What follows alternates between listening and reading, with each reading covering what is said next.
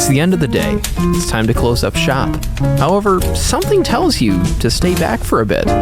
For the next hour or two, you'll be staying after hours. Well, hello everybody, and I guess all I can say is you're welcome back to the Double After Hours podcast. Hi. You are welcomed whether you like it or not. Exactly. Can we just take a moment to appreciate that they animated the stupid rock eyebrow lift? Yeah. It was That man's making a live-action remake of this movie, and this thing isn't even 10 years old. I'm sorry. Talk about unoriginality. Oh my gosh. I thought that was just a rumor. Oh, it's real. They made a trailer for it and everything. I mean, like, with no footage, obviously, but, like, he was, like, going, like, hey, remember me? I'm Black Adam, and I'm going to change the hierarchy of the Disney animated universe forever by making Moana live action. Now, I bet you're wondering, why? Because you, that's why. Because you're going to watch it anyway. Throwback to when The Rock tweeted out, so sad to hear about the Queen of England's passing. It's a shame she'll never be able to see Black Adam in theaters this Thursday. Listen. Still my favorite tweet of all time, undefeated.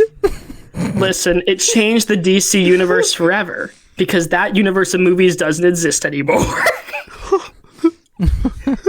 The DCU sucked, people. Just get over it. But anyway. Yeah. We got to introduce ourselves. Yeah, we do. I'm Aaron Gresser, the ringleader in this nonsense. And I'm here with... Hi, I'm Charlie Robison. I'm a disgruntled Disney fan. You're going to hear about it. I'm sorry. Oh my goodness, and I am Brice Guskovic, and I don't even know how to introduce myself to this madhouse. Yeah. Welcome back. Yeah, thank you. Thank you. It's great to be back. Yeah, your hiatus wasn't as long this time. Yeah, thank God. Yeah. I'm back. I guess now it's... We'll see you that next week. Now it's Shane's We'll turn. see indeed. It's Shane's turn for the hiatus. Shane's busy in theater. I don't know. Yeah. He's practicing for the podcast. Yes. No, he's not. No, he ain't. Needs a lot more practice. Listen, here's the number one rule of the Double After Hours podcast. If you don't want to get roasted, show up. Yeah. Pretty much. If you want to get roasted less, show up. Yeah. Right. Yeah. I'm petrified to find out how much I got cooked on while I was gone. There was a gameplay thing we recorded that hasn't come out yet. Was it Wii Sports Resort that we did? Like, we recorded something for that, and like half the jokes were just about Brice. I think so. Wasn't it during golf when we were doing it? Was Storm Island. That's right. Half of the jokes were about Brice, and the other half of the jokes were making fun of Shane for raging at being bad at Wii golf. It's awesome. It was a pretty good duology. And he was getting so mad too. He was like, I thought he was gonna punch a hole in the ceiling. Like, Yeah. he was fuming. And the problem is that when Shane gets mad about something, he doesn't take a moment to pause. He's like confident, like, no, my way is gonna work this time. And he just kept shanking the ball into more and more of the rough. And like, I'm not even playing that much better than Shane. I think I finished like slightly above him, but I'm just sitting there going, like messing with him the whole time. I think the best part was that since it's Storm Island. If for those who have never seen Storm Island before, it's basically why talk about Moana? Yeah, right. I guess it has islands in it, so and there's a storm. Yeah. So for those who have never played it before, it's basically a mod for Wii Sports Resort, and the golf mods includes one where it's just complete and utter chaos, which means you can't see anything. The whole screen's just green, and you're just good luck. The whole screen is green or blue, but you could kind of tell where you're going because I think the mini map told you what was like actual land, so it wasn't impossible. It was just like messed up geometry, but like everything was like normal, like hitboxes and everything, so you could play the whole game. It's just you can't see anything. And so I don't know if that was throwing Shane off. It might have been, because we were telling him, like, look at the mini map. That's like what you're supposed to do. And he's like, oh, I got this, guys. It's like And also, it's like the game is modded in a way where if you do poorly on a specific stroke, the text on screen will insult you afterwards. Yeah. So it's just like fueling him more and more. Oh, that's God! awesome. I cannot wait to when I get around to editing that together. It's gonna be so funny. Yeah, you're gonna enjoy Storm Island, and that will be the last time you see Storm Island. Oh my God! Please tell me we record some more of that. We'll be all the time. Oh yeah, because there's like hundreds of more mods in there. Oh, I can't to wait. mess with. But So, oh yeah. do you want to know what the audience can't wait for? Besides this astonishing cold open, Yeah. we gotta talk about the hit movie of 2016, arguably one of the last good Disney movies of the 2010s Disney Renaissance, Moana. I thought that movie came out in 2019. It was 2016. 2019 was Frozen 2. I feel so old. Dang, I thought it was 19. You think you feel old? I'm almost 21. Yeah. This movie came out when I was 12. That's crazy. Ain't that nuts? But anyway, when I guys. was 9, that means I'm double my age. Well, it came out in 2016. Yeah. You are 17. And I'm turning You're 18. 17. It's like, when were you born? 2007? 2006. Okay. So, like, you were 10. Was I? I guess so. I guess so. I wasn't there. I didn't know you back then. I wasn't sitting there going like, Brice, how old are you when you watch Moana 1 at this AMC? Like, what do you want from me? Yeah, pretty much. You are how are you forgetting your own age, bro? I'm not forgetting my current age. I'm forgetting how old I was in 2016.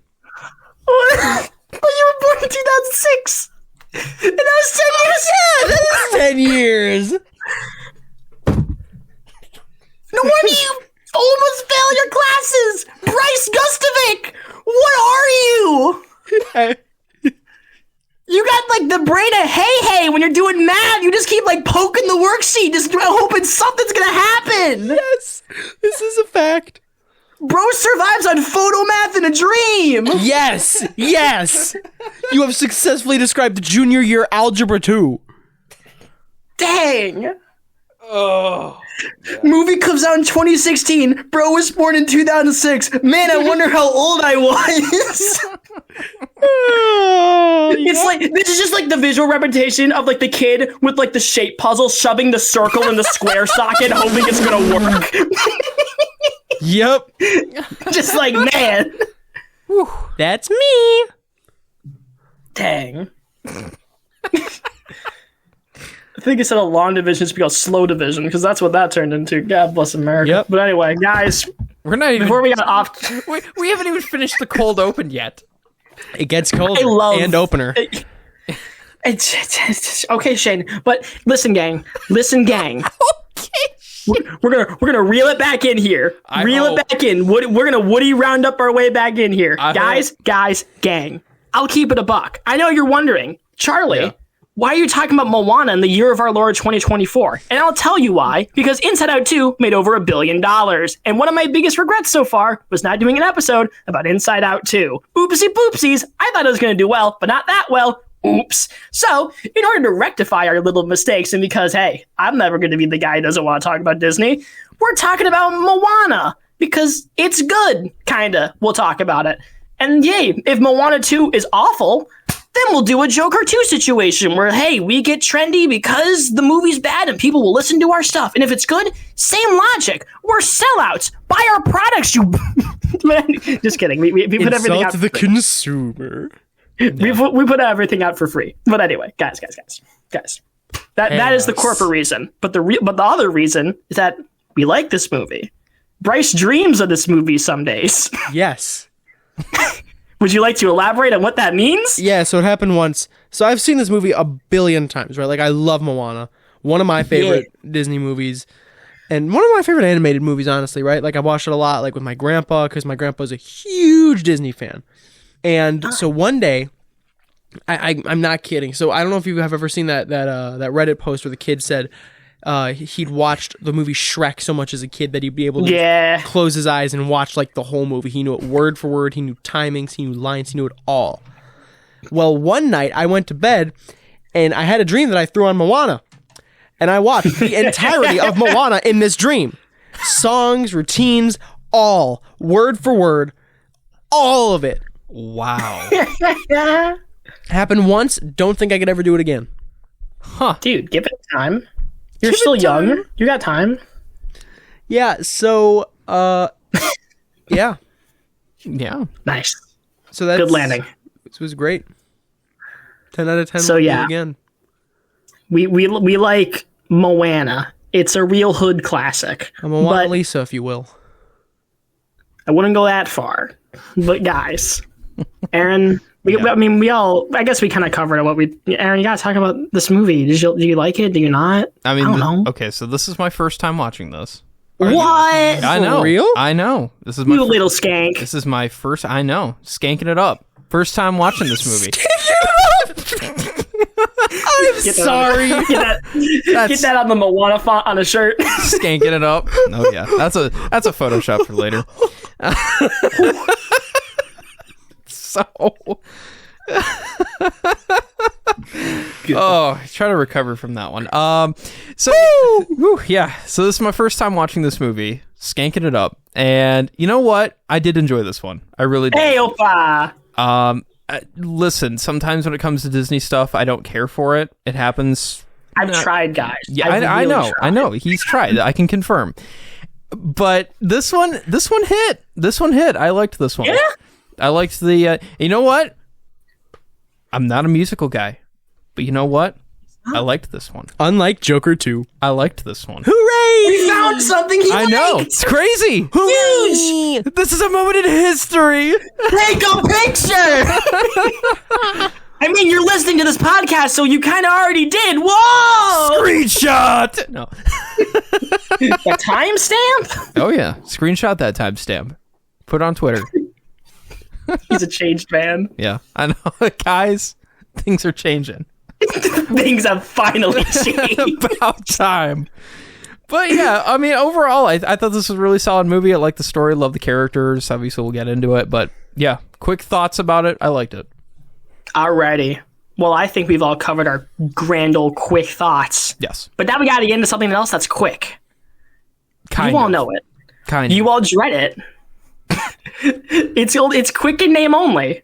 The quick synopsis. Let me pull up the timeline of notes I took for this. No, I take notes for these this time, Brice. I have the whole movie scripted out on my phone, so I don't lose anything. The full script. We're professional here. Okay, probably. So how long is this movie, just to see if we're going to go band for band with yet another movie on recording? It's an hour 36, if I remember correctly. Without credits, yeah. Okay. Without credits, yeah. Well, start the timer. Actually, all right, gang. Started. So we get introduced to the lore of this little movie, if you will, through a bunch of little paper cutout, phenomenal animation shindigs. We get our Te Fiti backstory. Te Fiti, she's a big old grass woman. She makes life, yada, yada, yada. And then we have Maui, the Rock, the sin incarnate, so the Rock. And he, because of reasons we'll learn later, decides to steal the heart of Te Fiti because, he's Maui. He's a demigod. I guess he's evil in this little flashback. But again, that's not entirely the case. We'll get to it.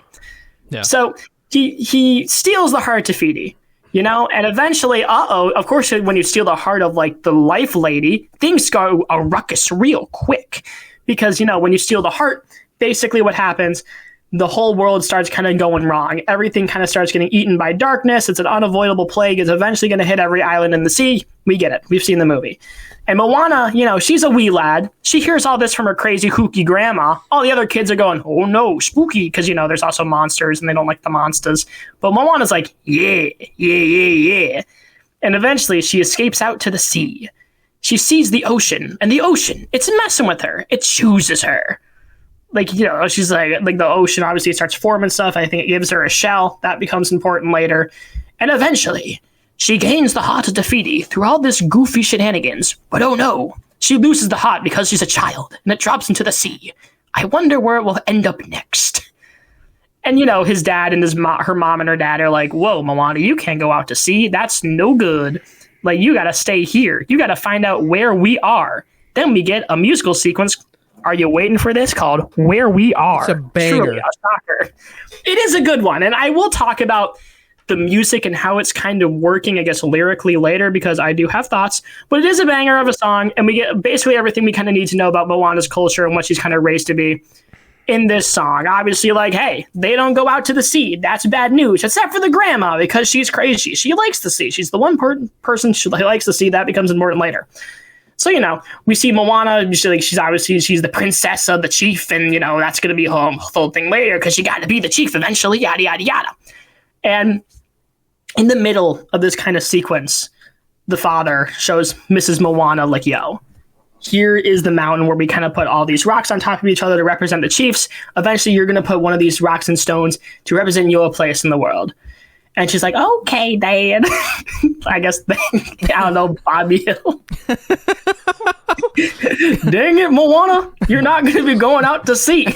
Don't go out there, Hank. I like the idea. This movie would be amazing if Dale was there. Oh my god. And Boomhauer was like sitting there on the beach like, Moana, she's connected to the dang old ocean, man. She's got to get that dang old heart to feed it to the dang old... that dang old water. That dang old water. She can't need dang old drown. Why am I not eating this dang old chicken, man? But, king of the Motunui. Cannot wait. But... anyway, so we see the nice little mountain, and eventually after this fun little song, Moana's, she's a teenager now, yippee-dee-dee. And, we get a bunch of cute little scenes where, like, she's at the village helping out. We see a creepy kid give, like, a Michael Jackson kind of kissy face to him. That's obviously a problem. It starts when it's young. But anyway, we see a freaking... and... jokes aside. Listen, that kid just looks like Michael Jackson. I don't know what you want from me. He's just ignorant. I don't know what you want. There it is. Oh my goodness. There it is. Timestamp it. There it is. Yep. It's the gift that keeps on giving. Ignorance. That's an American commentary. The gift that keeps on dangling. Oh my god. Dude, that keeps on dangling is sinister. Why did the Children of the Corn Bert and Ernie version get over 1,000 views on Instagram and 100 likes? That's crazy. That's insane. Thank but you anyway, guys. Yeah, thank you. We appreciate it. All of our loving fans out there.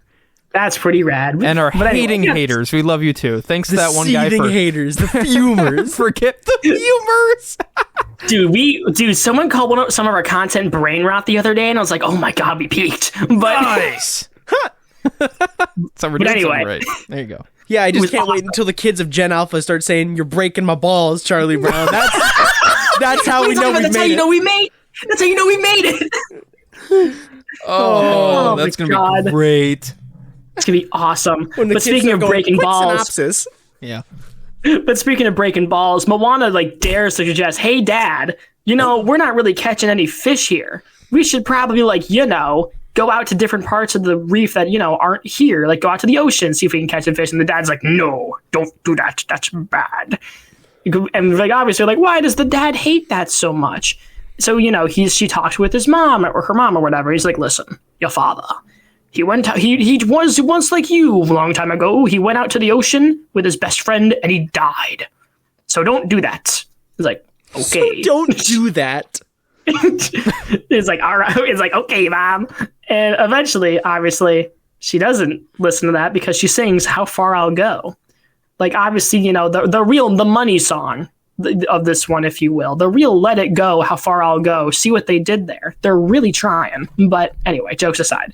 She sings this nice little ballad and she gets on a little boat with her pig who is underutilized and goes out to the sea. I adore that pig with a passion, and as a kid, my grandma bought me a giant, not even life-size, it's Pua! Almost bigger than me version of Pua when I was a kid. Is it Pua or Pua? I think it's Pua. I still have him somewhere in my basement. He's massive. No, because I remember I was at Disney this past summer because, I can't fight the allegations, and I was in the gift shop and I was looking around. I was like, they had a big old Pua. And I was like, yo, it's the pig. It's Pua. And the cast member who was in the shop gave me a nod of relief. Oh, yes, this 20-year-old knows what the pig is named. He's a real one. I assure you, sir, it is Pua. I assure you. Hold on. Where can we look this up? It's P-U-A. That's undisputed, but I assure you it is pronounced Pua. No, we can figure it out. How to pronounce Pua from Moana. Hold on. It's Pua. I assure you. As the man who has... I'm going to rephrase that before I even say it. As a man who has had a dream of the full-length movie of Moana, I assure you it is Pua. It's Pua. Like, phonetically, it's Pua is pronounced as in Pua. Pua. Okay, so I was just tripping. But Pua is funnier. Because it sounds like... You're I got a bolt. Dude, there was a bolt there too, and I was fuming. Yeah. I'm on a mission to behead every Bolt plushie that I find when I go to Disney this spring with my school. Nice. Dude, it was so funny because like my phone was like on 5%, and I'm looking in the gift shop and I see Bolt, the only piece of Bolt merch I've ever seen in a park, and I'm sitting there going, "This dang dog, it's not leaving me." It's not leaving. And, like I texted, like I put it in like the podcast group server we all have, and Aaron was like, "Yes, Bolt's there, buy him," and Shane's like, "Yes." We're all collectively on the side of Bolt, and nope. And then later, to make it worse, I saw a news headline in my hotel that used the word fume, and it's like I took a picture of that too, obviously, and it's like, I can't believe it, they're fuming too, and they're like, "Yes, fume, Charlie," and I'm like, I just can't win on vacation. Oh my god, fuming. But so anyway. funny. So Bacon McGee is on the boat, and Moana obviously doesn't know how to sail, and everything starts going a ruckus because, she almost dies. There's a big old wave. It's rough. The grandma's there, and, she's like, "I'm not going to tell your dad. I don't care." And, and she's like, "Listen, I got to show you something." And the grandma shows Moana this cool little cave where all the boats are. He's like, "Listen, we used to be voyagers." And while she's there, she shows Charlie how to pronounce Pua. Yeah, exactly. They took a 10-minute break to sit down a young 12-year-old Charlie. Here's how to pronounce this pig, and then 8 years later, he forgot. But anyway. Real. Ignore that part. They cut that part out of the cutting room floor. But listen, guys. So she's like, "Whoa, this is a cave? We're all voyagers? Why don't we voyage anymore? Questions for later." And freaking she bangs the drum because she's told to bang the drums to hear the ancestors, yada yada yada. And we get a song of "Away, Away." Look what the ancestors did. They voyaged. We just told you that, but we gotta show you again because we gots to sing. This song was its use for Hamilton cast members to sing in a Disney movie. That becomes a running trend in the 2020s and 2010s. But anyway, moving right along. I can say that I have a Hamilton sweatshirt on. We'll get into it. But listen, gang. I didn't have any Moana merch, so we're going with Morgana. That's fine. I'm just in Ted Nugent. Yeah. I'm the most in character. Don't we're all guys in character. What are you talking about? Moana? The Ted Nugent solo. He closes out the show. Don't you remember? Yeah. Don't you remember when he screams, "How far I'll go"? Don't you remember that? That is the greatest mental image. Oh my god. Uncle Ted. But anyway, so she runs out the cave going, "Oh my god." Time. What? That's pretty good. That's pretty good. Oh my god. But she runs out. You're welcome.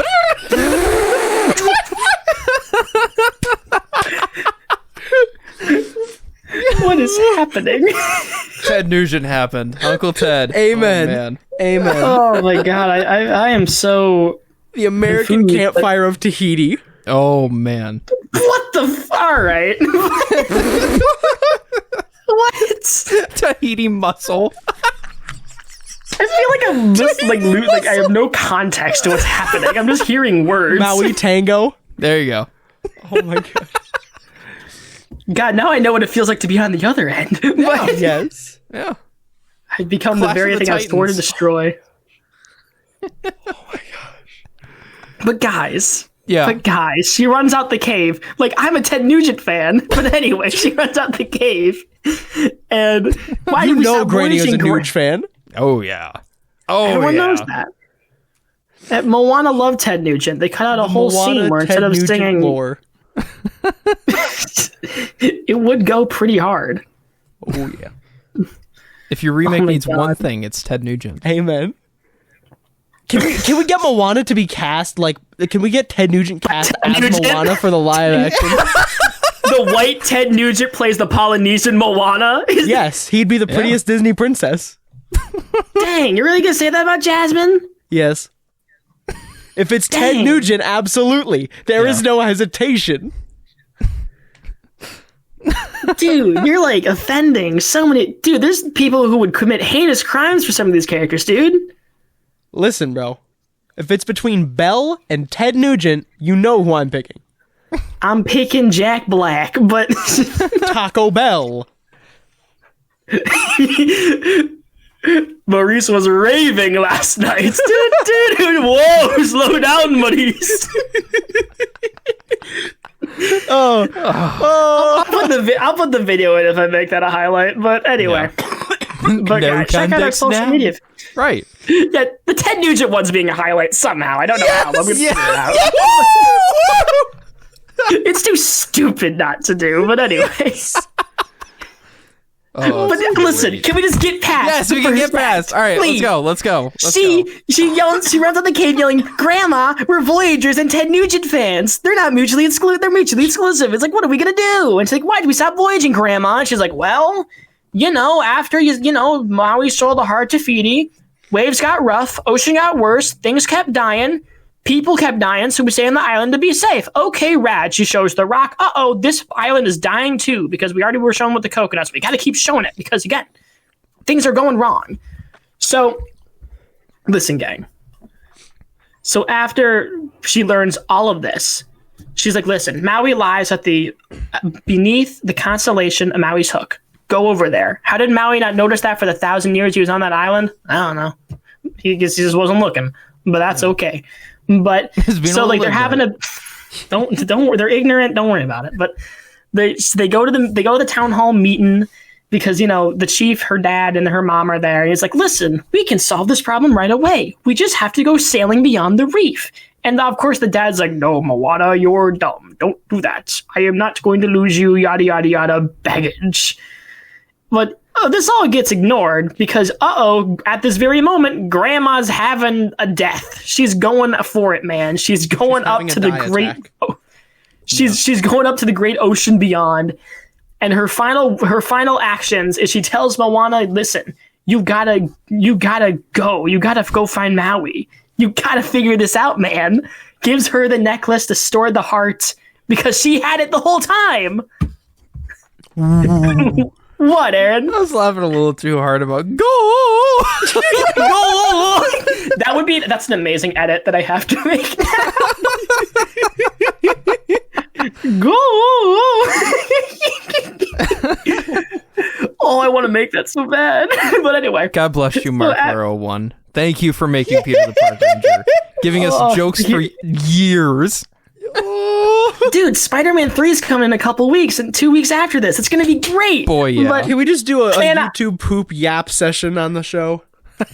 Listen, season 2 is going to be looking different than this season, so it's up for debate. But anyway, what's not up for debate is that Grandma's dead, man. Get over it. I disagree. Actually. As of right now, she's dead. She hasn't been reincarnated yet. I fundamentally disagree. Actually, she died. She's not a Force ghost yet. Shut up. But anyway. She's getting there. I can't wait for Obi-Wan Kenobi Season 2 to feature a Qui-Gon Force Ghost and Moana's grandma. Truly the duo that everyone needs to see. And Ted Nugent as well. Oh, yeah, he's there. Obi-Wan just like in Tatooine, wandering the freaking plains of sand. Qui-Gon Jinn, Moana's grandma, and Ted Nugent, and Michael Jackson, because why not? They're all telling him to do different things. That's bringing back my Disney Plus subscription. Qui-Gon's over there just like, Obi-Wan, you need to fight Anakin. And Michael Jackson's going, no, that's ignorant. You need to dangle Luke over at a balcony. I mean, it's not far off what actually happened in the show. But Obi-Wan Kenobi, what happened. But anyway, season 2 could be good, but you never know. I also think the way that show ended is a great premise for a season 2. But that's besides the point. We're not. Yeah. Listen, guys. I don't know when we're going to talk about Moana. Yes, Moana. I don't know when we're going to talk about Star Wars, but I know it's not right now. But listen. So Grandma's super dead, man. And eventually Moana's like, well, I guess I gotta go find Maui. So she packs up her stuff, hugs her mom goodbye, takes her stupid chicken that hasn't been eaten yet, and the pig is left to her own devices. Yippee. So she jumps on the boat and, she tries to sail. Well, before even that, she's on the boat. And of course, the chicken, sneaks on board. She doesn't know that. She didn't choose the chicken. Neither did any of us. But we get the whole bit where uh-oh, the chicken is scared that he's not on land. Ruh-roh. And we get a whole bunch of stupid little shenanigans on this stupid little chicken that I ate with a passion. But why do you hate the chicken? It's not the pig. Yeah. Because this movie is trying to be funny. Oh, look, it's the animal sidekick that's actually not helpful. Aren't we so clever? But anyway, we'll get into it. They're trying to be the minion of the movie. Not even that. It felt like they took a page out of Frozen's playbook where it's we're going to reference past things Disney movies did and do something different because that makes us smart. Can you tell I don't like Frozen that much? But anyway, so... Weren't you the Duke of Weaseltown in a musical? And just shut up. Speaking of bringing back lore. I have to tell... No, okay, so listen, gang. Quick lore dump. Here we go. So, in 10th grade, right before COVID, I was in a musical of the hit animated feature film from Disney released in 2013, Mars Needs Moms. No, I'm just kidding. It's Frozen. And I was cast. I was typecast, basically. This is my first introduction to typecasting as the Duke of Wesselton or the Duke of Weaseltown because I was a sophomore and I couldn't be trusted with the big boy roles yet. So I was given the comedic relief character. Of course I was. And of course, I had to do the stupid little dance. I had to say 10 lines. It was a whole thing to do. It was great. So of course, for the rest of my remainder at that school, when people would see me, it'd be half of them would say, "You're the Duke of Weaseltown." I'd be like, "I'm going to strangle you." He's got him in a stranglehold. Yeah, there you go. More Ted Nugent jokes.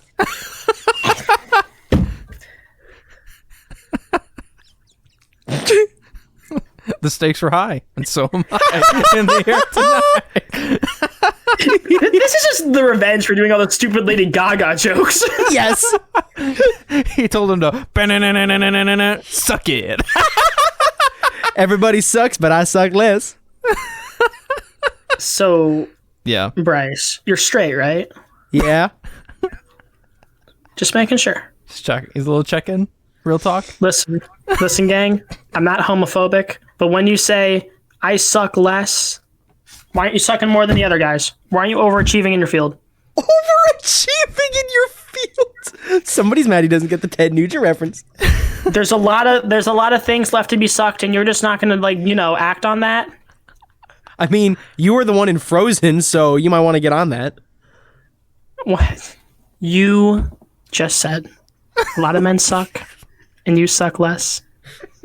And you have the audacity to sit there and not defend yourself and said, you were in front. No. We can't criticize me. That's not allowed on the show. We have to criticize you only. It's not my fault somebody's doing the Wango Tango as the Duke of Weaseltown. No. You weren't there. There's no video. There's only pictures. Well, I'll find a video. No, you won't. I think my parents have a video. I will find a video. I think my parents. I know somebody who has a video. I think so. Aaron? Yeah. The fate of this podcast is on that DVD.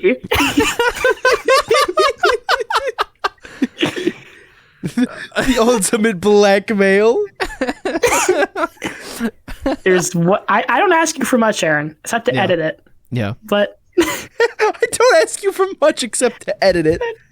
It's up to edit these episodes. I don't ask you for much. Yeah. But I do my thing. Yep. Listen, I know that DVD exists. Oh, I know. But we're not showing it. I don't have the DVD. I have a phone recording, I think. Don't quote me on that. I think my parents do somewhere. Well, this bit's gone on for long enough. It has the DVD. Who has the DVD? A very specific teacher. Yes, she probably does. After me coming in last minute to save the audio for the last musical, she owes me big time, and she knows it.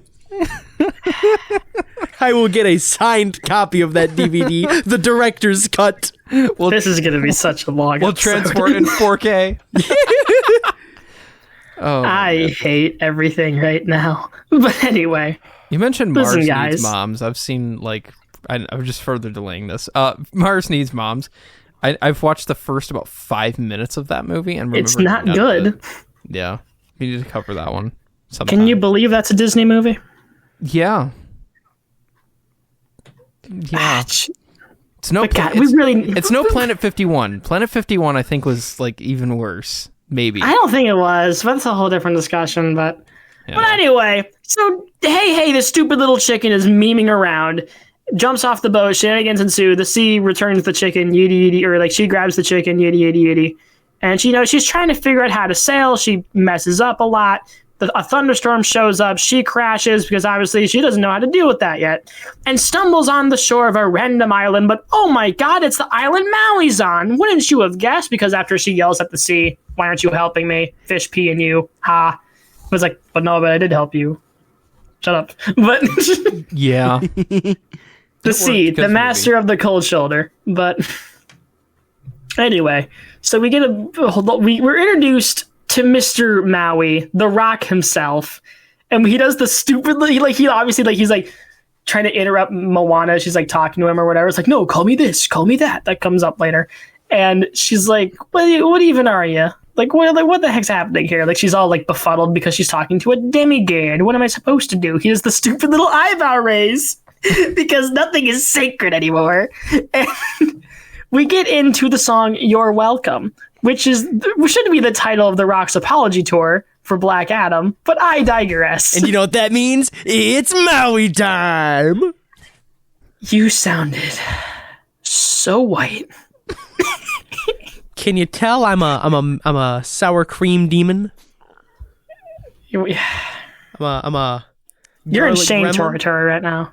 You're in Shane territory right now. Mayonnaise mall monster? There's no amount of quotes you can throw at me to not call you Shane. Shane Siegel on the beat. Shane, we love you. That's all I have to say. If I say his name 5 times, will he appear? Yeah, he's like Beetlejuice. Shane. Hello. It's me, Shane. Hello, it's me. Have you heard about FNAF? But anyway, but guys, so we jump into freaking, You're Welcome. It's a fun little song. We get a bunch of backstory about Maui, how everything was his doing, yickety yakety you, and ends up at the end of the song locking Moana in the rock dungeon or thing or whatever the island has, yippity dee. Obviously she escapes because, she's Moana. She can't fail. And Maui's like, oh man, I should steal that boat. His tattoo kind of stops him, is kind of making him regret his decisions. And he gets on the boat. Moana jumps off the island, tries to get on the boat, falls in the ocean, but the sea becomes a big old jet motor and throws her onto the boat. This is the whole sequence of everyone tries to get off the boat and they keep coming on. A great visual representation of what was happening in Disney in the 2020s. But anyway, that's a joke. Later joke. But they realize they're stuck with each other because they keep throwing the heart in the sea. It's a whole thing. And eventually the Kakamori show up. The big coconut monster men. Well, they're not big, they're small. But the coconut monster men who want to obviously steal the heart because, they see it. So it's they want it. So they want it. What do you want from them? They're stupid little coconut people. Obviously, we get a whole action sequence. Moana, Maui, they fight off the coconut people because, of course they do. They gots to. They outsmart them. It's great. And they have to. And we get a very fun sequence or like very fun conversation where like obviously Maui's like, I don't want to do this. I want to just get my hook back. I don't want to put the heart into Tafiti and like reference my past mistakes, yippee yee. And Moana's like, you're not really anyone's hero right now. Like, you're kind of like the devil right now, Mr. The Rock. Like, don't you want to be a hero? A perfect representation of what The Rock is going through right now with his wrestling career. But I digress. But how dare you play into the ego of The Rock to manipulate him into doing what you want? It's not like they did that for a very specific DC movie. They're trying to get him to be Apocalypse in Marvel right now, and I will riot if they actually get it done. But anyway. Welcome back to the Rock Rant Hour. The Rock, it's in his contracts that he can't lose fights. Can you tell why he hasn't become an elevated actor yet? But anyway. But jokes aside, Moana appeals to Maui's pride and guilts him into realizing, I gotta be on this epic little journey. I gotta be with Moana. And they gotta go east of Tamatoa because that's where the hook is. What's a Tamatoa? You'll find out later. So eventually, we get a fun little blow dart that's bowed into Maui's freaking big old cheeks. So he's a little incapacitated right now on the floor of the boat and teaches Moana all night long from the freaking floor, how do you operate a boat? And until Moana eventually... And peas in the water. That too, because just like The Rock, he has no respect for public decency. But gotta love the obligatory pee joke. I was like, I kind of forgot that joke existed, and I was like, oh yeah. Why we didn't have to do that. You could be Angry Birds with your 1 minute uninterrupted pee segment. I forgot about that. Except that was funny. They're like the yellow bird yelling, "Let's get busy." Yeah. Dude, the Angry Birds movie is not real. Screw on. We're talking about the Angry Birds movie.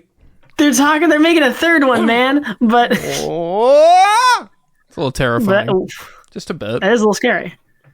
But anyway, so they arrive. Before they arrive at the Crab Island, Moana has a fun little dream sequence of, oh no, the island, Motunui, it's dying, and that's bad. And then she wakes up, because of course. And she's at Crab Island, USA, and Maui's like, you gotta be a good wayfinder. You can't go to bed. You can't fall asleep, you little goober. So they go to the Crab Island, they walk up the mountain, they make a bunch of jokes about animal sidekicks and princess and other Disney tropes. We'll get into it. And they climb to the top of the mountain, they find the entrance, they jump in, they go to the realm of the monsters because you gotta talk to Tamatoa, you gotta get to the realm of monsters. They get attacked by a bunch of monsters, and they eventually find the place where they find the hook. Moana goes in as bait, and Tamatoa finds Moana, the big shiny crab. My favorite. They distract. He's a cool guy. He's a good character. I'm happy he's in this. And then he obviously, like, Moana is like, let's make Tamatoa talk about himself because he ha ha. And we get the song Shiny. Which we is learn some more. The greatest song ever written by humans. Dude, you were making like 17 Ted Nugent jokes, and now you're going to say this is the greatest song? I will die on this hill. Stay in character, man. Who do you want to see more in concert? Ted Nugent or Tamatoa? Seeing a giant crab in concert would be pretty freaking cool. I think you'd be scared because it's a giant freaking crab. What if the crab toured with Ted Nugent? Oh. Yo! He plays on his golden shell. I was about to say, that Ted would be like riding him into the concert. Like, whoa! Okay, this is the guy who used to ride a giant buffalo onto stage. Oh, that's what you meant. Ride a crab. We've all been there. Amen. But anyway, certified crab rider. Obviously, because Tamatoa is a big golden crab. That's a shirt. He goes on a crab rave. Yeah. They need a minute. Yeah, just a minute. Certified crab rider was pretty good. Charlie didn't think it was fun. Charlie regrets picking this topic. Just keep talking about Ted Nugent. This episode's ignorant. Give the thumbnail for this episode just being Ted Nugent in the Moana font. No, but we get it. We get Shiny. We get the song. It's a pretty good song. We'll talk about it later. But we learn a few things. For one thing, obviously, he has the hook. Maui isn't great at using the hook because, he hasn't had it for 1,000 years. He's a little wusties. And, obviously, Tabato's messing with him like, you chase the love of these humans, you big rusty. And, like... Ciao. Oh, Cars. But... What a movie. What an awful movie. Oh, what a great series. What an awful series. Can't wait for that Cars 2 opener. Oh, it's going to be great. Cars 2 is the season 2 opener, by the way. Screw you, that's why. And... Because we need to hear me and Brice argue about cars. Apparently, that's what the world wants. Give the people what they want, Charlie. Cars. Because everyone wants to talk about Lightning McQueen and it's best for tires.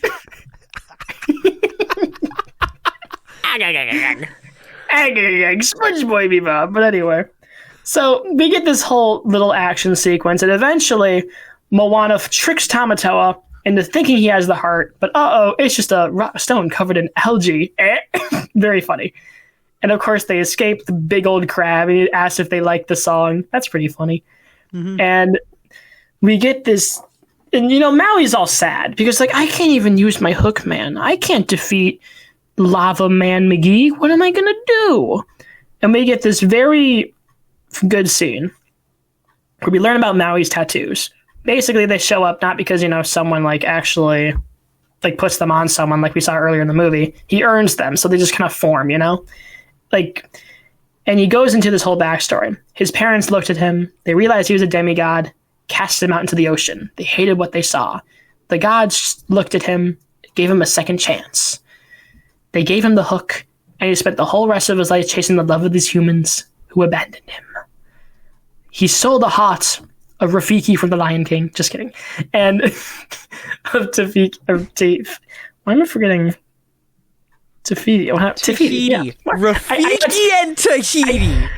I got too focused on the Rafiki joke. But anyway. Tahiti, Rafiki, the heart of and Rafiki. In Cleveland. He was there. And Deshaun Watson. What a loser. Jahmyr Gibbs. Don't put Jahmyr Gibbs and Deshaun Watson in the same breath. But anyway. One of those players is actually a good person. But anyway. But guys, we learn this whole sad backstory, and Moana gives him a nice little pep talk. He's like, you got to make yourself Maui. We get a training sequence of Maui learning how to use his epic Roadhog hook. And of course, we get a training sequence where Maui is like, I got to help you become a better Wayfounder. And it's all going great. Maui is kind of puts together I guess you were chosen by the sea because you were a Voyager. Yay. And, they find the lava monster. They fight with him. The hook gets damaged. And Maui gets all sad because one more hit and the hook is gone. Moana tries to lecture Maui because Maui's being a big old stinker because obviously he's avoiding responsibilities because that's what Maui does. And he flies away. And he flies away. Moana is in her lowest moment. She talks to the ocean, throws the heart at it, tells him to pick someone else. And then the Force ghost of Anakin Skywalker, no, I'm just kidding, of Grandma Moana shows up and is like, use the Force, Moana. I just keep thinking about that stupid joke where there's 4 Force ghosts bugging Obi-Wan. I was sitting here just trying my best not to make a Ted Nugent joke. Obi-Wan, listen to this. But anyway, I don't know how Ted grandma Nugent starts and the grandma starts singing "Spirit of the Wild." That's the next song they break into. They go Moana pulls out a guitar. Go find Fred Bear. And Derek St. Holmes comes in with them. We can't have half of these highlights be about Ted Nugent and Moana. Yes, we sure can. Give the people what they want. Frank's gonna love this episode. Oh, yeah. Oh man. Radio show classic. Shout out to Frank. Oh yeah. He listens to Aaron on WHMI. He doesn't really listen to this, which is a shame. He's actually We'll send him the Ted Nugent Moana Dwayne Johnson tacular. Oh yeah, he'll love it.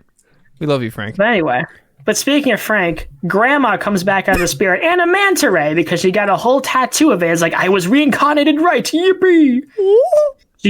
She goes to Moana, says, it's okay to go home. And Moana's like, I don't really want to go home yet. And they have a nice little song, a nice little reprise of songs past. Grandma starts singing, Moana starts singing back, and Moana regains her confidence and jumps back in the ocean to get the heart back after realizing this is who she is and this is where she belongs. She repairs the boat and starts sailing. She finds Lava McGee. I know the lava monster has a name. I just forgot it. But that's fine. So they're calling her Lava McGee because why not? She starts sailing towards her. The monster attacks, almost losing the heart. And then Hey does the one important thing in this movie and saves the heart because we got to have that animal sidekick do something useful. Yippee-dee-dee. She gets knocked off her boat. She almost gets attacked. Maui comes back and saves Moana and starts going after a lava monster. Yippee-dee-yoo. Thank you. So Taka, but she finds her way to the mountain, starts climbing, realizes, wait a minute, the heart of Tafiti, it isn't the mountain. It's Taka. It's Lava McGee. I gotta figure this out. Maui kind of fights the monster. His hook breaks because, of course, it does. And we get this really cool sequence where Moana pulls a Moses and parts the sea eventually to get to Taka. She has this very nice moment where she puts like her hand on the forehead. She puts the heart in, and everything seems to be okay. Tafiti gets restored. Things are going back to normal. Maui is like kind of in a place where it's like, hey, it's okay that I lost my hook. Hey, remember when I stole your heart? Oops. Yeah.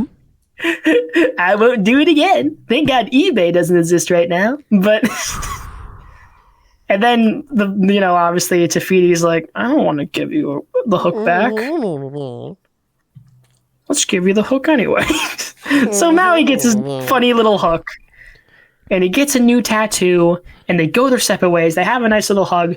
Moana returns from the sea and reintroduces voyaging back to the island. We get we see the seashell back on top because screw all the other chiefs that are going to die after her. That seashell is staying. But anyway. Yes. And we get one last musical sequence. She's leading the village through wayfinding, and that's the movie. Yeah. Wow. Wasn't there one more scene where, I might just be misremembering it, but Maui flies in and he turns from a hawk to a guy again?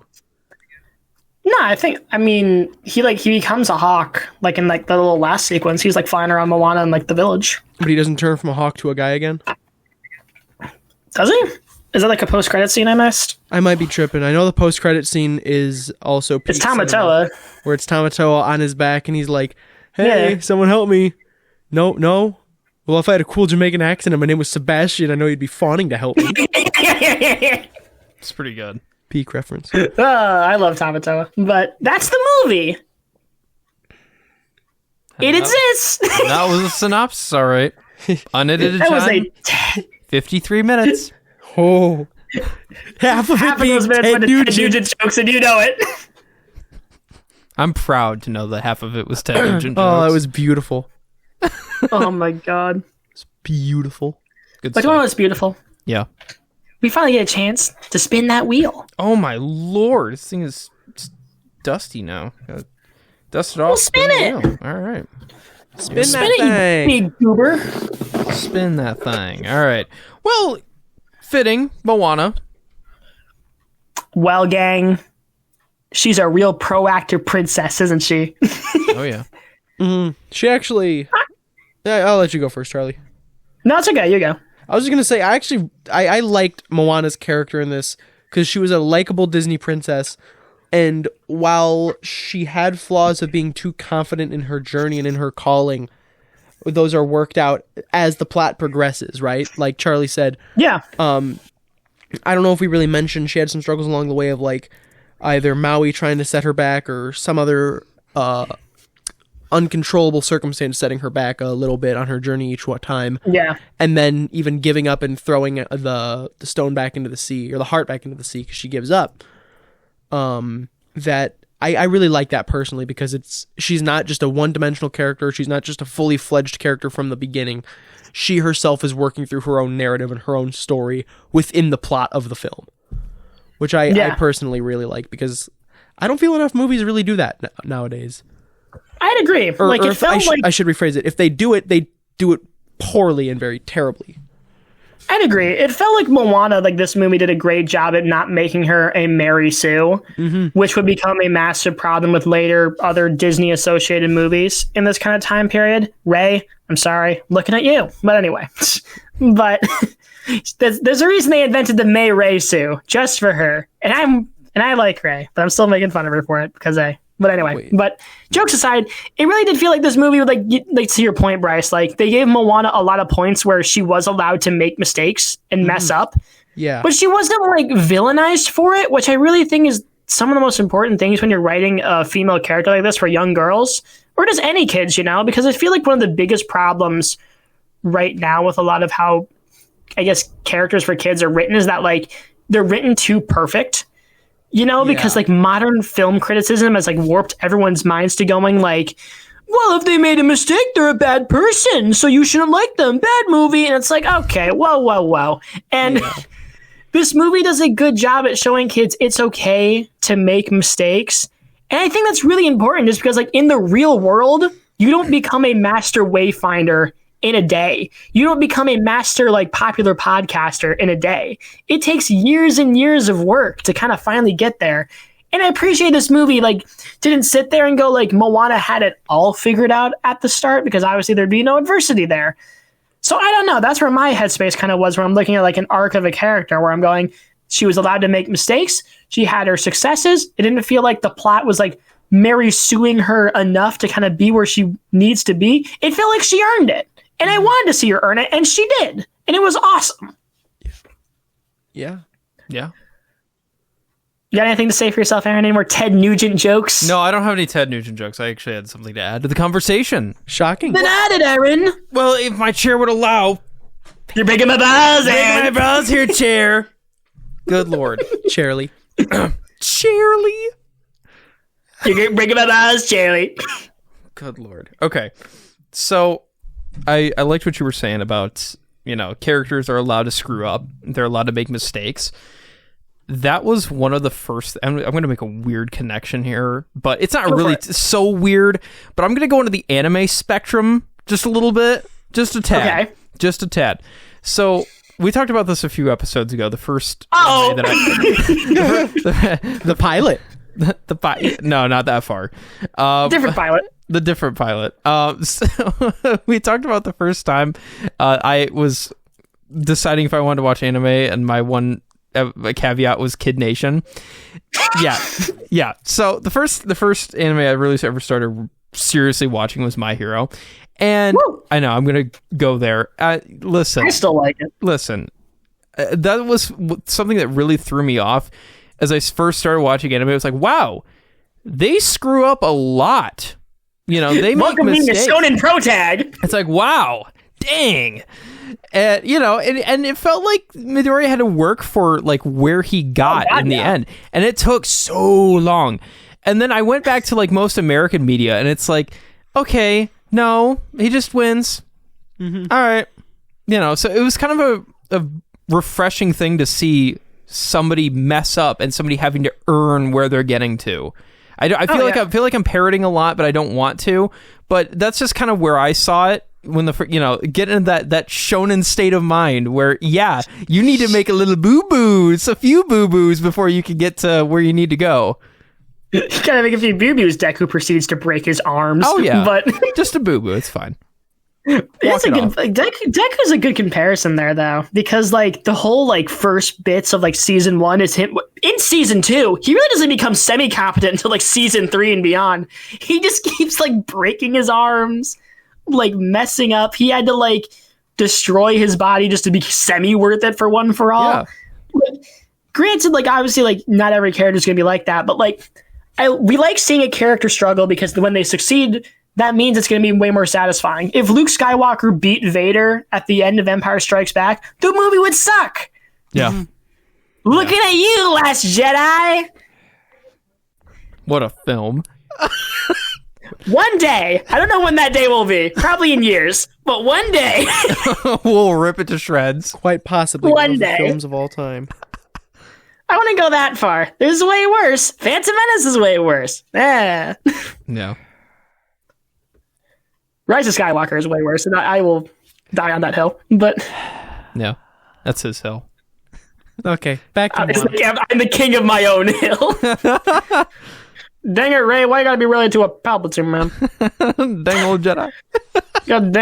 Shoot that dang old Force lightning. Oh man! Kill dang old Chewbacca.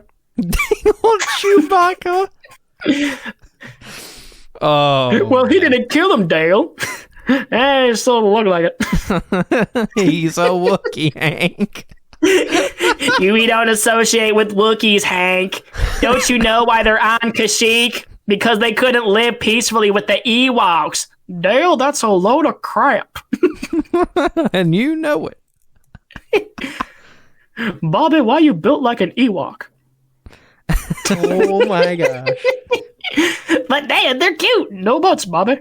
You're gonna look like a manly Wookiee. Dang it, Bobby, we still got 5 more things on the wheel. Dang it, Bobby, spin that wheel. Okay, Dad. Okay, Dad. Oh, man. All right, it's time to talk about the animation. Oh, it's so pretty. It is. It is. You know, Agreed. Listen, it's no Pixar, but you can tell, hey, Disney and Pixar, they were really making out with each other in this period because they kind of have all their movies look the same. That's a problem. But anyway, jokes aside, like, the movie looks great. And honestly, I'll keep it transparent. Usually when it comes to Disney nonsense, I do like to do deep dives and look at all the behind the scenes stuff and documentaries before we do one of these. I didn't make the time for that this time. Oops. What I can tell you is that they had to invent multiple methods and engines of animation just to make that water look right. Because, you know, it's kind of the whole point of the movie. Because, oh my God, the water, dude. It looks so good. And I'm always going to be impressed with this movie by the fact they gave this water, so much personality. Mm-hmm. Like, that's one of the coolest things you can do with animation. Think about, like, the rug from Aladdin in the same respects. Like, you're able to give it so much, like, personality through how it's, like, shaking, like, its head or its waves, waving up and down. It's so cool. They were able to make it, like, its own character. It was awesome. Mm-hmm. Yeah, definitely some good stuff animation-wise. A lot of good shots, too. Oh, yeah. Yeah. Like, I felt like they were proud of this. Finally. And they should be. About time. I mean, granted, I'm sitting there gushing about it being, like, this good 3D. Imagine what it would be like if it was 2D, though. Oh, yeah. My God. That'd be pretty solid 2D. Yeah. I miss 2D animation so much. But Disney's really off their 2D game, aren't they? I mean, what was the last 2D animated film they released? Winnie the Pooh 2011, if I remember correctly? Yeah. That was the last one because they tried having it live in harmony and then it just didn't work. And they went, all right, 3D all the way because 2D animation really only exists on TVs anymore. Fix it. But I'll give them this. They're doing cool things with 3D animation to make it look different. Looking at you, Spider-Verse. But anyway. Yeah. They're trying. But anyway, animation aside, I do feel like a lot of the characters, like it never felt like anyone was really moving with no weight. You know, obviously, which I think is a very hard thing to do, especially for a story that's about the Wada and everyone kind of moving and shifting around. Like, it very much felt like I was looking at a 2D Disney film, but 3D, which, you know, obviously, that's a hard thing to do because obviously, like, they had that whole 2000s era where they were trying to do that, and then they spat out Chicken Little, and then you regretted every life choice you made. We did get one decent REM song out of it, though. There was like another one. It wasn't just it was End of the World, though. Well, that was before that. That's where there was. Right. There was an original song in that movie from REM. Unless I'm just tweaking. Hang on. Are you ready to rock? Chicken Little soundtrack. Here we go. No, it's Bare Naked Ladies. I'm sorry, Bare Naked Ladies. Ah, okay. Yeah, we got one decent Bare Naked Ladies song out of it. That's it. Excuses the whole awful movie, but yeah, 100%. You didn't like Chicken Little? But anyway, I don't like Chicken Little. It's an awful movie. I haven't seen Chicken Little in a hot minute. I easily think it's in contention for Disney's worst film. Oh, that's... And Dinosaur. Let's not forget Dinosaur. Oh, nothing will forgive Dinosaur. Nothing! I want to forget about that one. Oh, Dinosaur's so bad. Maybe we'll talk about it. Maybe we'll talk about it next season because it's really bad. But don't judge a book by its cover. Oh, you can judge it by its poster, all right. Check out that highlight buried in our Instagram page. Wait, hold on. Dinosaur, is that? It's not the good dinosaur. Not the good dinosaur. It's the other one. Hold on, I got the one with the doofy smile. I got it. It was with the one with the iguana. It's the one with the iguanodon. Yeah. What? You'll see him. You'll see him with a stupid, you'll recognize stupid it smile. What is that? Not good. Yeah, that's it. Yep. Why did they do that? I don't know. I will never understand that. Oh my gosh. It's like, why is he making that face? This is insane. This looks like he can't tell if he's like romantically interested in me, or he's like coming to a philosophical realization towards the end of a midlife crisis. Yeah. Did you know that I was there when Confucius said what he meant? Dinosaur. Dinosaur. Did you know that dinosaurs can get AIDS? Dinosaur.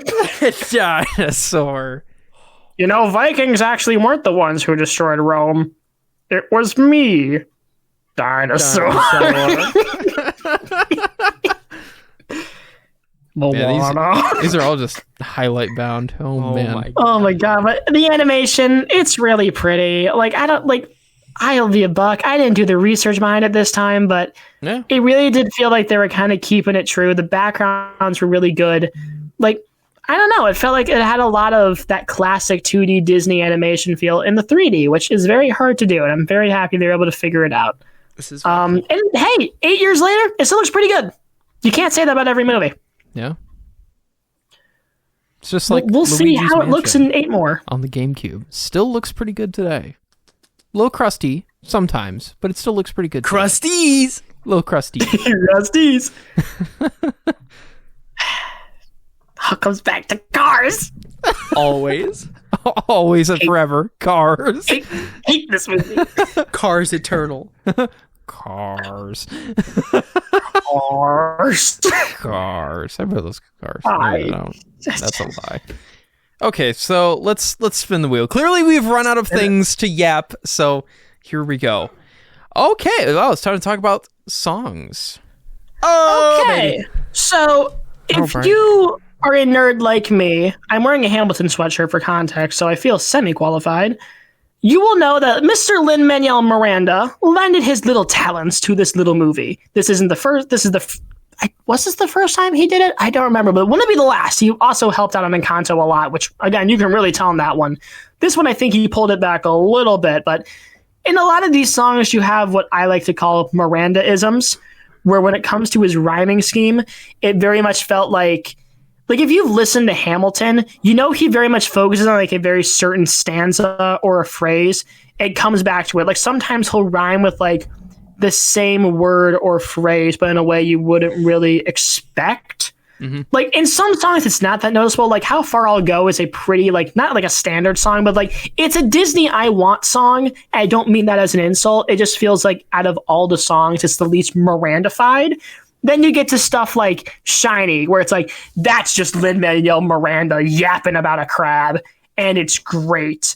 Like, I know he's not everyone's favorite composer and musician, and luckily he held himself back to only singing Away, and all those bits, which, again, that song was really just more of an excuse for him to hang out with his Hamilton castmates, because when you make Hamilton, you get a lot of leeway. But anyway, it did feel like for a lot of these songs, they didn't feel like the Miranda-isms interfered that much, because I know, like, I don't remember what people were thinking before this movie showed up. I remember when I was rewatching it going, like, I know Miranda worked on this. I know, like, because obviously, like, the perception of, like, what he is very different now than it was back then, because Hamilton showed up in 2013, if I remember correctly. So this was relatively fresh after that became popular.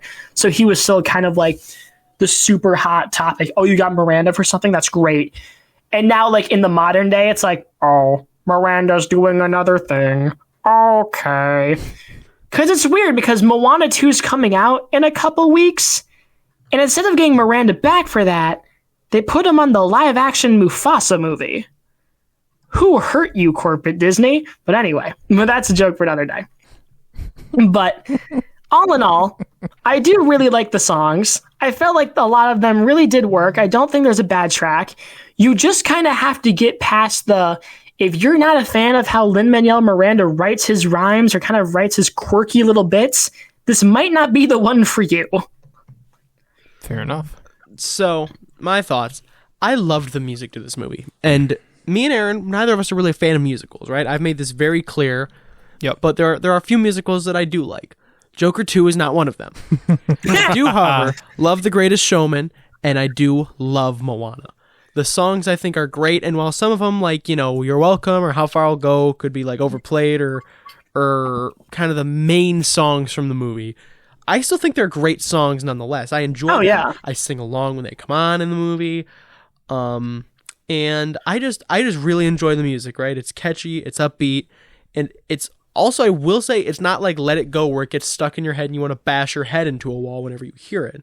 While it gets stuck in your head, it's the good kind where it's like, oh wow, that's really catchy, that's really neat, that's really fun. It has a flow to it. And my personal favorite song in the movie is their rendition of Cat Scratch Fever with the Ted Nugent cameo. I want to die! So, in all seriousness though, I think it either comes down to You're Welcome or Shiny for my favorite song in the movie. Just because I love the character of Tamatoa so much, but also You're Welcome is just a banger. Yeah. It's a banger. Dwayne Johnson can sing. I will give him that. You never know. I don't think he did an awful job, but when you put Dwayne "The Rock" Johnson compared to Moana's voice actress, who does a phenomenal job singing, and Lin-Manuel Miranda, whose his whole life is music, sorry. Okay, well, that's not the comparison I'm trying to make. I'm just simply stating Dwayne's got a pretty good voice. Yeah, and a big ego. I could smell what The Rock was cooking with this one. Do you smell what Maui is cooking? Black Adam, only in theaters. I'm about to give you the rock of eternity. The hook just breaks. Oh my god. But the songs, they're very catchy. Yeah. I think to your point, Brice, before we let Aaron speak, is that like the way the songs move with the Miranda-isms, it doesn't feel very like standard chorus verse. It feels like everything has a certain like rhythmic flow. Like you're not separated into sections. It's more just like one line, if that makes sense, Especially it's like a wave. The hair, the bod. But anyway, that's the Aaron speak. Yeah. Thanks. So, like I said in the very beginning, but if you have goldfish memory and forgot, this is the first time I've ever seen that. Oh, man. All right. Well, for you, it's the first time I've ever seen this movie. I know, crazy. Wait, how many times have you seen it? Twice. No. This is like the Shane Whiplash thing all over again. Oh, round 2. Gotta love it. So, is Shane in the room with us? I mean, with all the phantom noises in here, I wouldn't be surprised. His head pops up from the ceiling. Yeah. The juice is loose. Do you smell what The Rock is cooking? The juice is loose. Oh my god. Anyway. Yeah. So, like I said, again, I'm not a big fan of musicals, but this one hit. I enjoyed a lot of the songs in this one. I kind of just liked all of them. Yeah, of course, what can I say except you're welcome. Gotta love it. It's funny. it is great. So yeah, I enjoyed it. That's really, I don't have a whole lot to say about it. You gave the technical side, you gave your nostalgia, and I'm just, first time watching it. I like it. Yay. Okay, spin the wheel, buddy. Yeah. Let's listen to the next one, or talk about the next one. Stop. Just what? No meatwad? No meatwad? No, meatwad's not allowed on the show. Dang. One thing not allowed. Oh boy. Okay, spin the wheel. Oh man. It's the funny crab. Is it Tarmatora? Is it Tarmatora time? It is.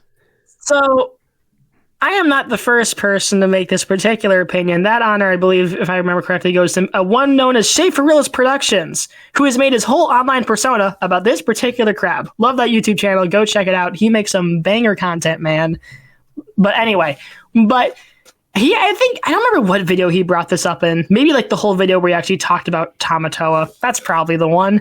And where it very much felt like a character like this was a surprise, because from the way it was advertised, you wouldn't know Tamatoa was a thing unless, for one thing, you saw the toys they released in before the movie came out, if I remember correctly, or if you just watched the thing, because it wasn't really in the trailers. Because you're looking at this movie and you're going, we don't really have a villain who looks like they're going to sing a song, because the villain song is a lost art in modern Disney. Bring him back, you cowards. But jokes aside, we got this fun little villain song of this evil crab who not only was a ton of fun, it didn't feel like he halted the plot because it gave us some important backstory on Maui, which would later be expanded upon. So that was awesome. I forgot to mention. That's what I was going to bring up during music. I don't like musicals when they sing a song or songs, plural, that go nowhere. They have no point. They're just to interrupt the story. They're just to interrupt everything, just to have a musical number and sell an album. No. Stop. I will fast forward through them. I will fast forward through it 100%. Unlike Joker 2. Unlike Joker 2, where I really wished I had one. I yearned for the remote, okay? But alas, it never happened. But I did enjoy a lot of the songs in this one because they had a point. They went somewhere. There was a reason for these songs to be in here. They explained critical plot points, or they showed critical plot points. There was a reason for that to be there. It's not just, let's interrupt this cool story for a na-na-na-na-na-na. It's like, no, get out of here. Bolt. I like the way like you move your arms like a little still toy soldier, like But anyway. Yes, to your point, and to give Miranda some credit, as I know I've been like semi-dogging on him, but he usually does a pretty good job at constructing his musical or his movies with songs that feel like they make sense. Like, oh my god, why am I forgetting Where You Are, like the first song, or like one of the first songs. Like, obviously it's our song to introduce the world and some of the world of all that nonsense, which obviously is a musical staple. And sometimes that song can be like, maybe one of the more boring ones on the track. Like, I know when it comes to like other Miranda shindigs, when you look at Encanto and you look at the opening song of that movie, not a bad song, a ton of fun parts about it, but it is just kind of establishing circumstances very well, mind you. That movie is very good at giving you a general lay of the land when it comes to that movie, and the fact I was able to establish like the main character, conflict, side characters in 3 minutes is very impressive. And they do the same thing here, where, to your point, it feels like all the songs have a point. Like, if you were to get a musical sequence when the evil coconut men showed up, it wouldn't have felt right. Because what's the point of having them randomly sing out there? It's kind of like the scene in Shrek where Robin Hood's men show up out of nowhere when Shrek and Fiona are like going through the forest, and they start singing, and they just start beating them up because the song was unnecessary, because that movie was released in like the 2000s and it was just very anti-Disney because backstory I don't want to get into right now. But it did feel like the songs had a purpose here. And to reel it all the way back to Tamatoa, because that was our original point, I enjoyed how much personality they gave him. He's a fun little egotistical crab man. He's super egotistical, just like Dwayne "The Rock" Johnson, because the hits keep coming. Do you smell what we're cooking? But doesn't matter what his name is. It's all Dwayne "The Rock" Johnson from the way down. But he didn't overstay his welcome. He provided a very fun song that felt like it went somewhere. He's animated very fun and has a lot of great imagery behind him. Like, I don't see what there's not to like. Yeah, I will agree. Yeah. Anything else? I don't have anything else. No, I mean, I think we're good. I liked the crab man. I thought it was funny too. We like the funny crab man. Talking about himself, that was pretty good. I like that. Dwayne Johnson. like Dwayne Johnson. He just keeps doing it. I don't know why. He brings it upon himself. Yeah. Check out Black Adam in theaters. Your queen is dead. I will never get over that tweet. That's like if the president died and he told you to watch Fast X. Like, that just wouldn't be okay. Except Fast X was a good movie. No. Yeah. This is Black Adam with cars. No. It all comes back to car. Ka-chow. I'm so happy that Pixar has said they don't want to do live action. I'm so happy. Because we're avoiding live action Cars. Oh my gosh, the nightmare fuel. Live action Bolt. I remember one time... Live action Bolt, baby! Uh-oh. Oh no. Uh-oh. I just remember one time my brother was like, Charlie, I think they should make a live action Cars. And I looked at my brother and said, Joe Robinson, you're an idiot. I love you, Joe, but that was an awful idea. How does it keep all coming back to Cars? Magic. I hope not. Strange magic, I suppose. Yeah. But Mater magic. Dadgum, I'm a wizard now. That would absolutely be a Mater's Tall Tales. He's a wizard. 10 points for me. Oh man. Oh my gosh. Mater, you're a wizard, Mater. I'm a what? Dadgum. I did what, my cup? You're calling them a Horcrux? Are you sure about that? Oh my god. Dadgum. Daggum. Have we exhausted Tamatoa to the point I of think we Cars? have. I think we have. He's the truck who lived. God. Anyway. Okay, let's spin the wheel here. Okay. All right. Switching gears here to Maui. It's Maui time. I want to die. You know, now we can actually talk about The Rock. So, After hating on him. I don't think I've made it very subtle, my feelings on The Rock. Listen, he's a fun hype man, but he only has two modes. Funny man, action man. There's not a lot of in between. Not because I don't think he can get there, but his ego won't let him, at least most of the time.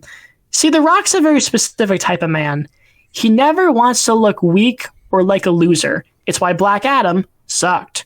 Because that movie fundamentally lacked the ability to let Black Adam seriously lose for most of it. This is where I give Moana some props. For some reason, The Rock was able to get his grimy mitts not too much on this one. And they actually let him fail in a lot of places, just like Moana. So normally, what would be a big pitfall of having The Rock in your movie, he's not allowed to lose. I mean, seriously, the contracts that are made for the Fast and Furious movies where he's not allowed to lose a fight, that's not a joke. That's a very open secret. But it felt like because this was a theatrical Disney animated movie, when they still had integrity, sorry, not sorry, they were actually able to say, listen, no. You got to show some emotional vulnerability. And it kind of worked. Granted, I'm not going to sit there as if acting was out of this world. But you know what? For a type of role The Rock doesn't usually get to play, the character who has a flaw, he did okay. I'm going to actually counterpoint that. I really like The Rock's performance of this because, hear me out, he's playing an egotistical narcissist. It's just character acting. The role fits. Top 10 times actors weren't acting. I am happy though, like you pointed out. I never really thought of it like that, like Maui actually loses. I guarantee you a part of it is it doesn't reflect as much on The Rock because it's an animated film, which makes me question how they're going to work it with live action Moana when hair in all of his glory with a wig on, and he's gonna remember when I had hair? Family Guy cutaway. Just reminds me of the time. Oh my god. That's really all I have to say. Actually, is I think he was pretty good. Pretty good. Yeah, I thought he was he's a funny man. He's got his funny lines. He's got his funny hook. He's a hooker. He's a hooker. Dwayne Johnson, the magic hooker. Can you smell what the Rock is cooking? Can you smell what the Rock is hooking? The Rock of the There are so many things wrong. That one got him. Is there a problem, Charlie? There's not enough stars in the sky to count the amount of problems there are. Well, but we got to spin that wheel. Yeah, speaking of problems, it's actually the last thing on the wheel. 2010 Disney tropes. All right, gang. Take it away. Well, I'm going to go into full Virgin Circus mode. Here we go. Okay, gang. He's back. So this movie... We're so back.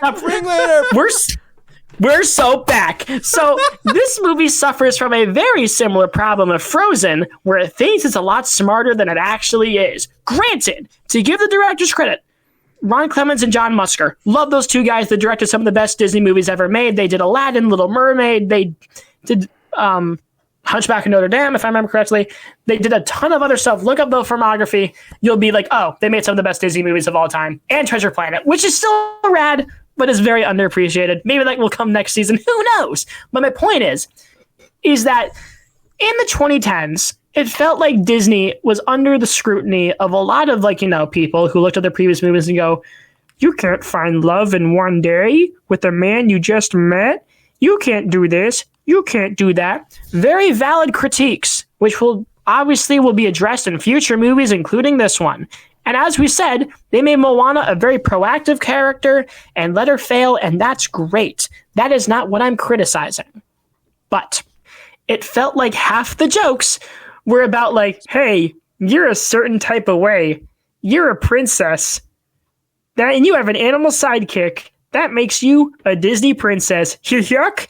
They weren't really trying to hide it that well at all. And it felt like a lot of those jokes were just kind of adding to this air of are you ashamed of what you are? I specifically bring it up with Hey Hey because I gotta be honest, he's probably one of my least favorite animal sidekicks I've seen in a Disney movie in a long time. Obviously they made their joke about Sebastian, which it's Tamatoa saying that joke, so I'll leave him be. But it felt like for a lot of the other parts of it, it felt like it was criticizing something without actually solving it. And I bring it up with Hey Hey because the one important thing he actually did was save the heart near the end of the movie. Because the whole joke was, oh, he's stupid, bad chicken, yada, yada, yada.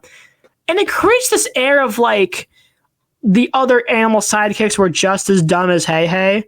But then you think about it for 2 minutes and that's just really not true at all. Abu is just as helpful as Aladdin to that story. Because if you think about it, he stole a genie lamp from Jafar. He was able to do that. He helped Aladdin with a bunch of other of his goofy little escapades. He pretended he was the elephant and got Prince Ali to be Prince Ali. I use Abu as my, subject because Aladdin's one of my favorites. So it's the one I know the most. But you see my point. With Hey Hey, he really only does one thing. Save the heart.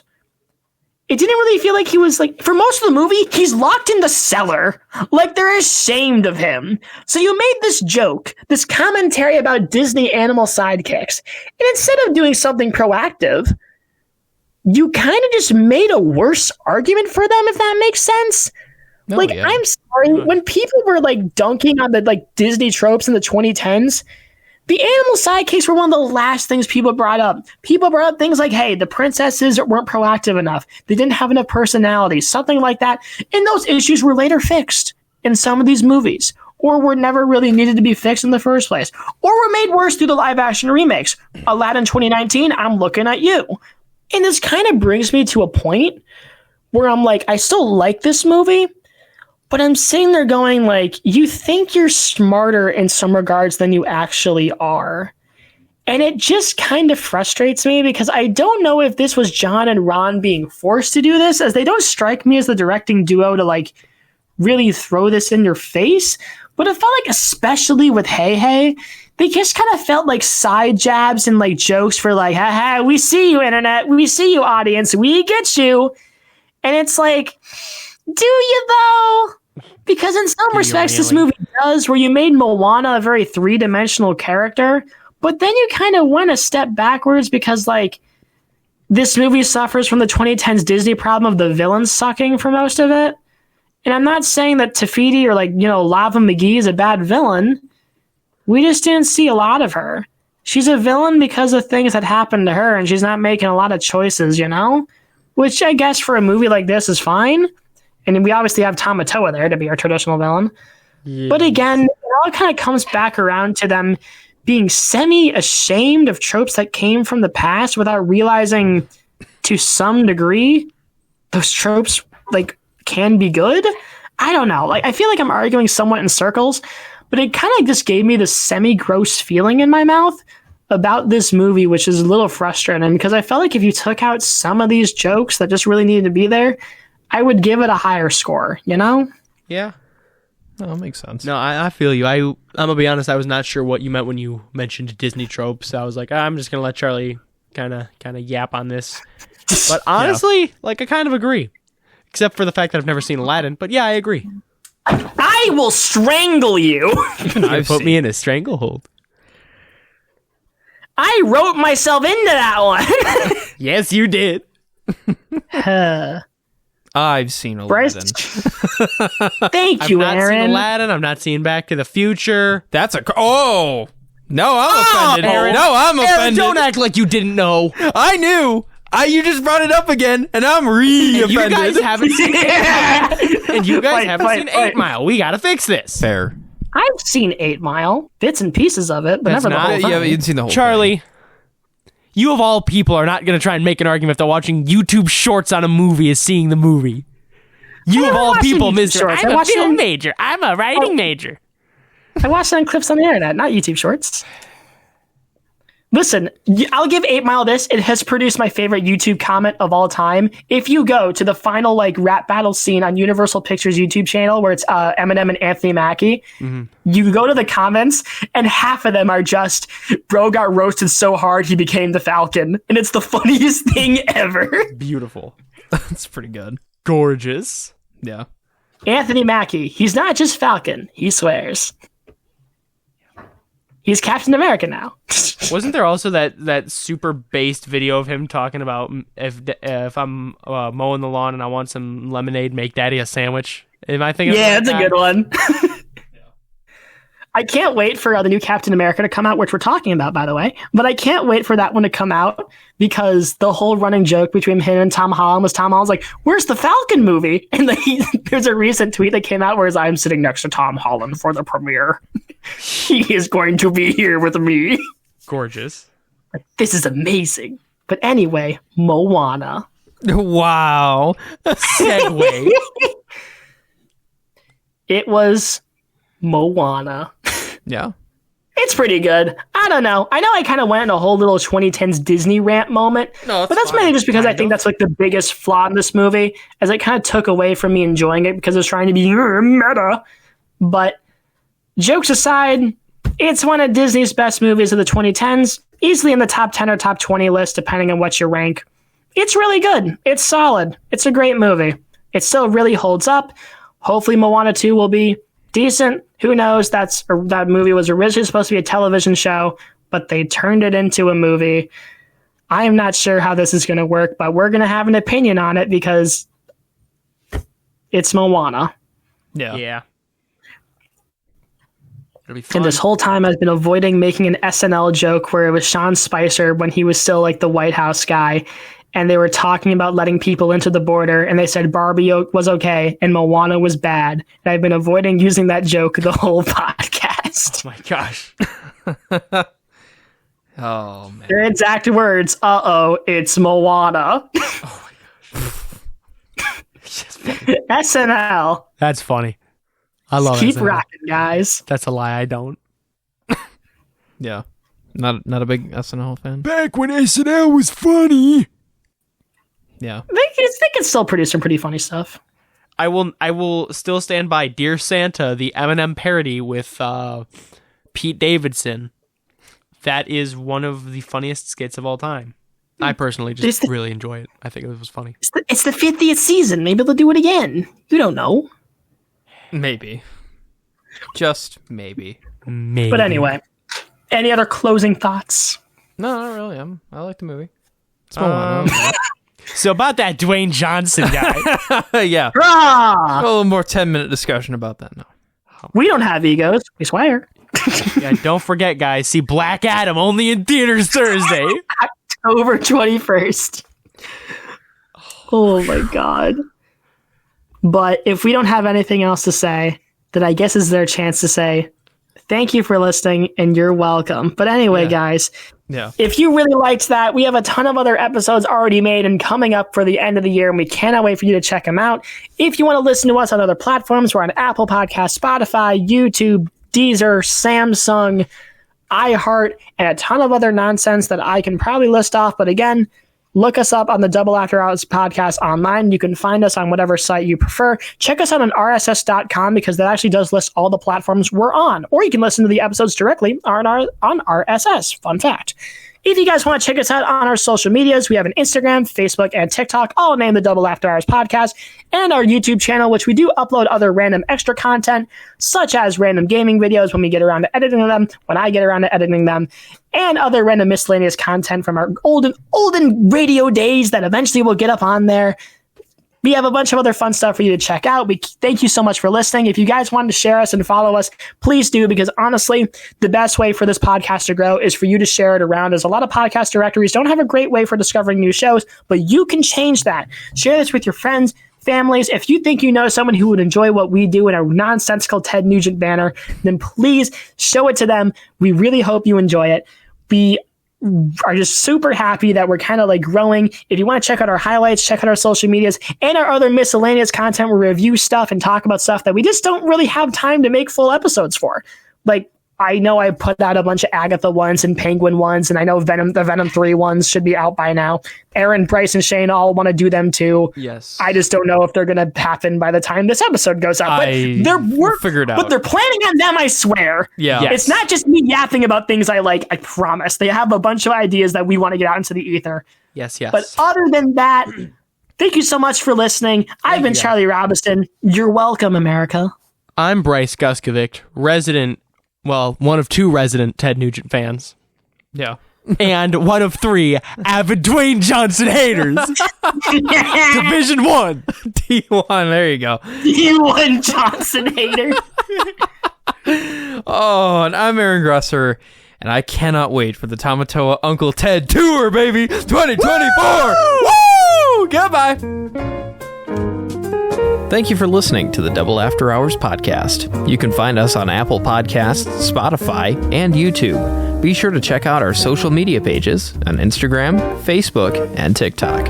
I'm Aaron Gresser, and thanks for staying after hours.